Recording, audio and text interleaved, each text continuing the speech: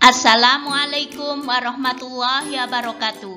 Jumpa lagi dengan saya Mardia dalam pelajaran karya ilmiah bersama channel YouTube-nya MTS Surya Buana Malang Maksa Surba. Sebelum kita awali pelajaran ini, marilah kita berdoa bersama-sama agar mendapatkan rahmat, hidayah, dan ridha Allah sehingga kita tetap sehat, tetap bersemangat, dan bermotivasi tinggi untuk berprestasi melalui pelajaran karya ilmiah dan karya inovasi. A'udzubillahi minasyaitonirrajim. Bismillahirrahmanirrahim. Raditu billahi rabba wa bil islami dina wa bi muhammadin nabiyya wa rasula. Rabbi zidni ilma warzuqni fahma waj'alni min ibadikas sholihin. Amin. Pada pertemuan kali ini saya mengangkat judul menghitung teori ralat pengukuran data kelompok. Jika minggu yang lalu saya telah menerangkan tentang bagaimana menghitung data tunggal dengan menggunakan teori ralat. Kali ini kalau datanya secara kelompok, bagaimana mengaplikasikan teori ralatnya? Nah, sebelum kita pelajari secara rinci, marilah kita lihat kembali apa tujuan dari pembelajaran kali ini. Adapun tujuan pembelajaran kita masih mengacu pada surat Al-Alaq ayat 1, yaitu Iqra, bacalah. Apa yang kita baca yaitu ayat Allah yang tercipta dan yang tertulis. Yang tercipta yaitu ayat kauniyah. Kita berusaha menerapkan metode triple R kita yaitu riset, reason, dan religi dalam pelajaran karya ilmiah dan karya inovasi. Sedangkan tujuan berikutnya diharapkan siswa mampu memahami dan menganalisa dari hasil penelitian data kelompok dengan menerapkan teori ralat. Mengenai pengertian teori ralat, minggu yang lalu sudah saya sampaikan, yaitu dapat dilihat pada penjelasan layar PPT berikut. Teori ralat secara konsep pengukuran baik karena keterbatasan alat, ukur maupun yang lainnya. Yang lainnya ini apa? Bisa keterbatasan penglihatan, setiap peneliti akan berbeda. Simpangan atau selisih antara hasil ukur dan hasil yang sebenarnya ini sering disebut sebagai ralat.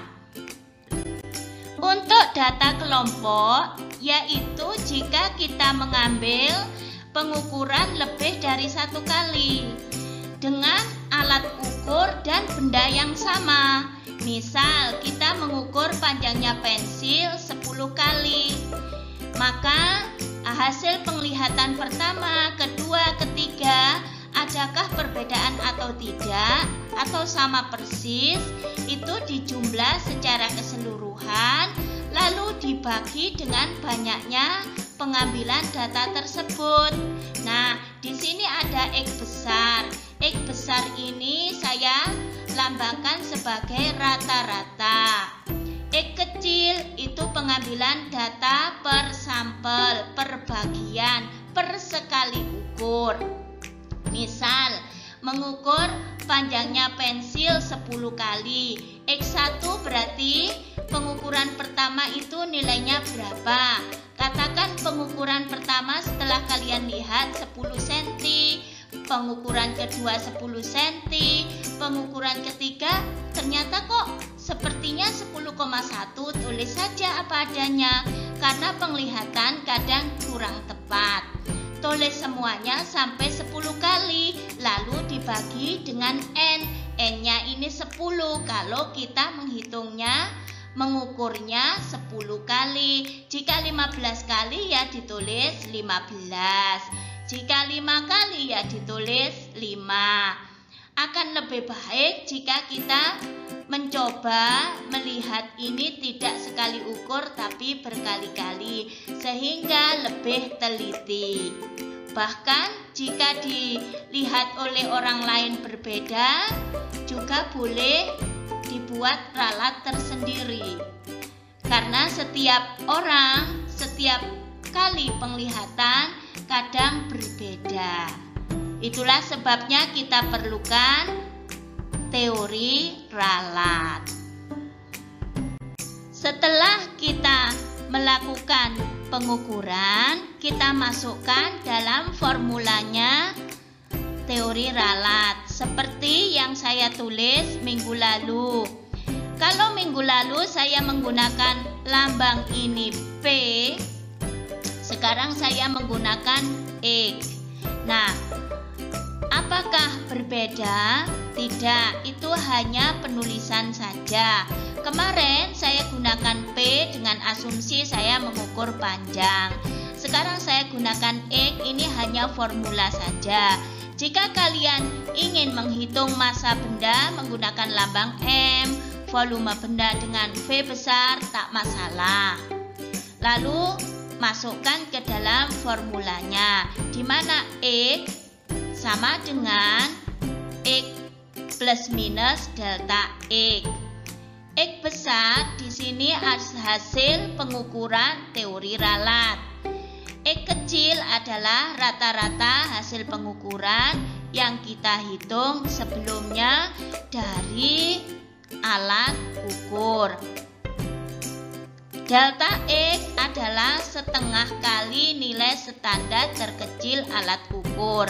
Kalau alat ukurnya penggaris berarti standar terkecilnya 1 mili.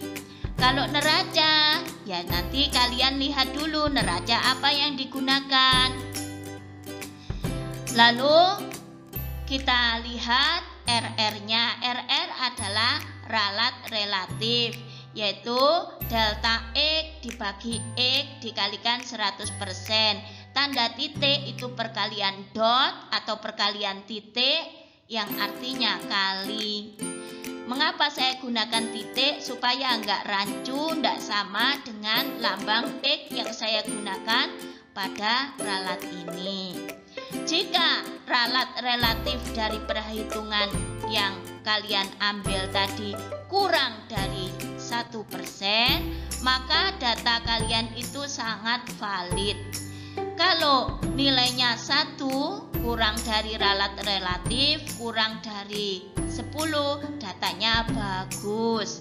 Jika ralat relatifnya lebih dari 10%, maka datanya kurang bagus.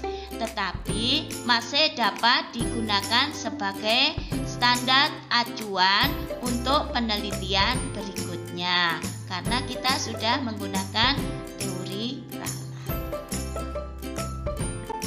Sekarang cobalah kalian menulis teori ralatnya. Jawab pada Google Classroom kalian. Jangan sampai terlambat menunggu masa tenggatnya habis. Agar bulan ini ada nilai kalian untuk tugas. Jika tidak mengerjakan, nanti nilainya kosong untuk rapot bulanan Februari. Maka cobalah menggunakan teori ralat dengan soal berikut.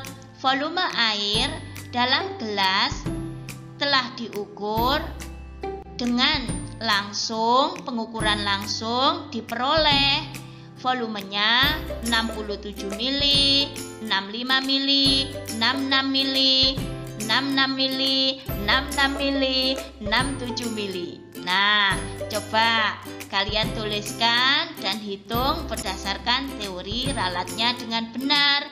Data ini diambil 6 kali pengukuran dengan menggunakan gelas ukur. Cobalah kalian menghitung ralatnya.